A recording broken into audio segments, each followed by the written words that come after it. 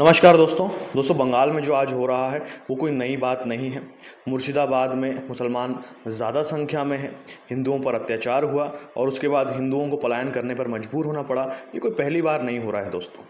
और आपको ये भी पता है कि जो समाजवादी पार्टी है, कांग्रेस पार्टी है और जो इंडी गठबंधन की जो तमाम पार्टियां हैं वो सारी की सारी मौन हैं, चुप हैं। ऐसे लग रहा है कि उनके मुंह में ताले लगे हुए हैं। तो ये सारी चीज़ें जो हैं वो नई नहीं हैं दोस्तों, ये पुरानी हो चुकी हैं। और ये मैं 5 साल की बात नहीं कर रहा हूँ, 10 साल की बात नहीं कर रहा हूँ। ये बहुत समय से ऐसा ही चला आ रहा है। जब भी हिंदुओं का उत्पीड़न होता है, हिंदू पीड़ित होता है, तमाम ये जो खुद को सेक्युलर कहने वाली जो पार्टियां हैं वो चुप हो जाती हैं। लेकिन अगर एक छोटी सी वारदात किसी मुसलमान के साथ में हो जाए तो ये जो पार्टियां हैं वो आपका जीना हराम कर देंगी। जो प्रशासन होगा उसका जीना हराम कर देगी, जो सरकार में होगा उसका जीना हराम कर देगी। आज ममता बनर्जी से राहुल गांधी, प्रियंका गांधी बात नहीं कर रहे हैं। प्रियंका गांधी फ़लस्तीन पर तो बोलती हैं, फ़लस्तीन पर तो कोई मैसेज देती हैं, लेकिन मुर्शिदाबाद में जो हो रहा है उस पर वो कुछ नहीं कह रही हैं। यही चीज़ है राहुल गांधी के साथ में। दोस्तों, आपको एक चीज़ समझनी होगी कि हम जो हैं, हिंदू जो हैं, हम 80% हैं ज़रूर, लेकिन हम टुकड़ों में हैं, बहुत ज़्यादा टुकड़ों में। और जो टुकड़े में हैं वो भी आपस में जो है वो जुड़े हुए नहीं हैं, वो भी यूनाइटेड नहीं हैं। कहने का मतलब, अगर सिर्फ मैं राजपूतों की बात करूं तो राजपूत एक नहीं है। अगर मैं सिर्फ दलितों की बात करूं तो दलित भी एक नहीं है। अगर मैं सिर्फ चमारों की बात करूं तो वो भी एक नहीं है। अगर मैं ब्राह्मणों की बात करूं तो वो भी एक नहीं है। हम टुकड़ों में तो हैं और उसके बाद भी हम टुकड़ों में भी टुकड़ों में हैं। इसलिए हमारे साथ ऐसा हो रहा है। हम अगर भारत की जीत का जश्न मना रहे हैं तो हम पर पत्थरबाजी हो रही है। हम हनुमान जयंती की शोभा यात्रा निकालते हैं तो हमारे पर पत्थरबाजी हो रही है। मतलब अब हम कुछ भी करें और अगर कोई भी जुलूस हिंदुओं का अगर मुस्लिम एरिया से निकलता है तो उस पर पत्थरबाजी होना निश्चित है। ये अब एक डिफ़ॉल्ट सेटिंग की तरह हो गया है। तो इसके लिए क्या किया जाए दोस्तों? सबसे पहले तो हमको एक होना होगा। और हम एक कैसे होंगे? एक हम ऐसे होंगे कि हमें अपनी शिक्षा व्यवस्था है उसमें कुछ चीज़ों को ऐड करना होगा। ये जो हम ट्रेडिशनल शिक्षा जो लेते हैं स्कूल में जा कर के, उसके इतर और कुछ चीज़ें हमको पढ़नी पड़ेंगी और ये सामाजिक स्तर पर हमको करना पड़ेगा। जैसे कि रामायण का पाठ हो गया, महाभारत का पाठ हो गया और उन इतिहासों को हमको पढ़ना होगा, वो सारी चीज़ों को पढ़ना होगा जब जब हिंदुओं पर अत्याचार हुआ और हिंदुओं को पलायन करने पर मजबूर होना पड़ा।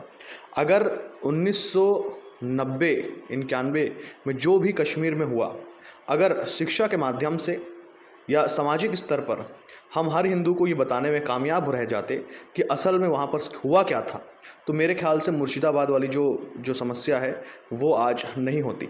और ये जो गिद्ध हैं जो राजनीति के नाम पर सिर्फ मुसलमानों का अपीजमेंट करते हैं, तो वो सारे के सारे आज ठंडे रहते और अगर हिंदू जो है वो अपने घरों पर सुरक्षित रहते। आप सोचिए कि ये कितनी खराब बात है कि हम 80% हैं, उसके बाद भी 20% वाले जो हैं वो हमें डरा करके रखते हैं।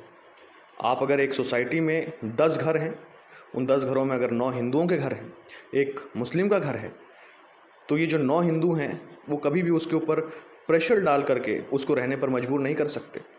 आपने जिस दिन उस मुस्लिम परिवार के ऊपर प्रेशर डाला या उनको कभी लगा कि आप उन्हें दबाने का प्रयास कर रहे हैं, बहुत ही कम समय में आपकी कॉलोनी में जितने लोग रहते हैं हिंदू, उनसे कहीं ज़्यादा मुस्लिम आपकी कॉलोनी में आ जाएंगे। और ये बात हिंदुओं को पता है, लेकिन आप मुसलमानों का कुछ नहीं कर सकते। विपरीत अगर स्थिति है कि एक घर है, एक कॉलोनी है, माफ़ करिए, जहाँ पर 10 मुसलमान रहता है और एक हिंदू रहता है, टोटल 11 घर हैं, पहली बात तो वहाँ हिंदू रह ही नहीं सकता। सामाजिक स्तर पर उसके साथ भेदभाव होगा क्योंकि वो काफिर है, वो मूर्ति पूजक है। हमें ये जो वोक सेकुलरिज्म, ये जो हमने पर्दा डाल रखा है, इस पर्दे को हमें हटाना होगा। हमें सच्चाई को समझना होगा कि लाहौर, कसूर जो हैं वो लव और कुश के शहर थे, वो आज हिंदुओं के शहर नहीं रहे। हम कभी अफ़गानिस्तान तक आबाद थे, आज हम नहीं हैं। ये जो पश्चिम बंगाल है उसके से लगा हुआ जो देश है बांग्लादेश, वो कभी हमारा था, वो आज नहीं है। कराची आज हमारा नहीं है, बिल्कुल नहीं है। और इसी तरीके से हम धीरे धीरे अपनी ज़मीनों को खो रहे हैं। आप बीजेपी पर पूरी तरीके से भरोसा करके इस देश में चादर ओढ़ करके नहीं सो सकते।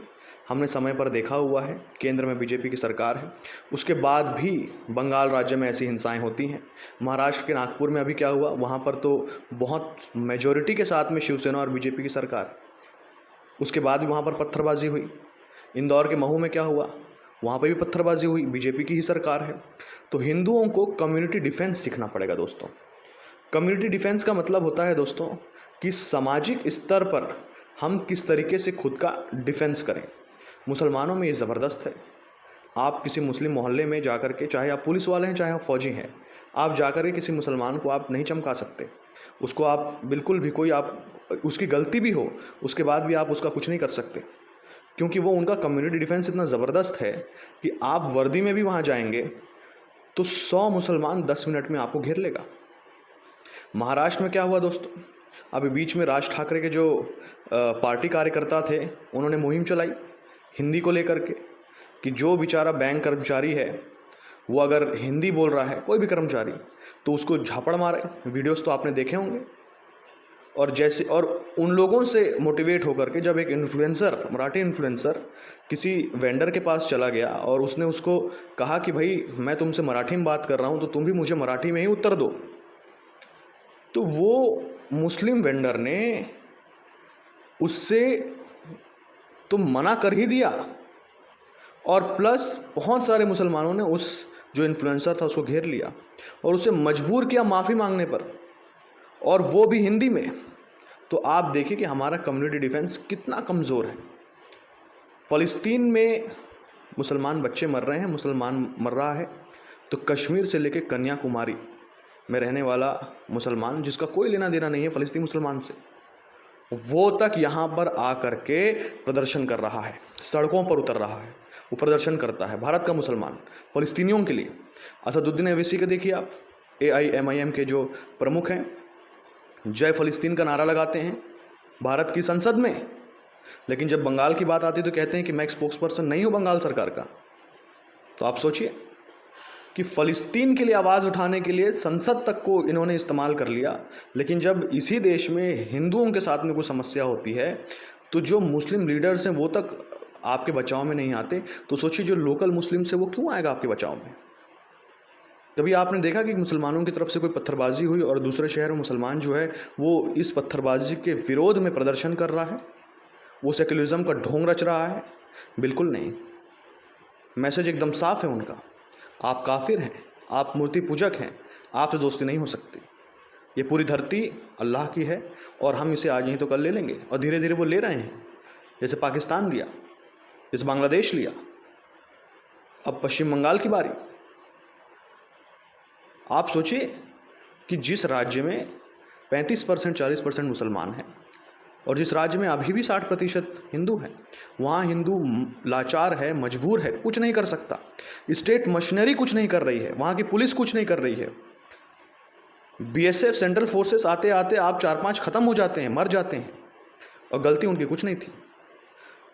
वक्फ बिल के विरोध में प्रोटेस्ट निकाला गया पश्चिम बंगाल में, और उसमें कितने लोगों की हत्या हो गई, हिंदुओं को पलायन करना पड़ा। यही स्थिति बार बार हमारे सामने इसलिए आ रही है दोस्तों कि हम संगठित नहीं, हमें संगठित होना पड़ेगा। और अगर हम नहीं होंगे संगठित, तो आप अगर अपने बच्चों के लिए भारत में एक अच्छा भविष्य ढूंढ रहे हैं तो आप गलत कर रहे हैं। धन्यवाद।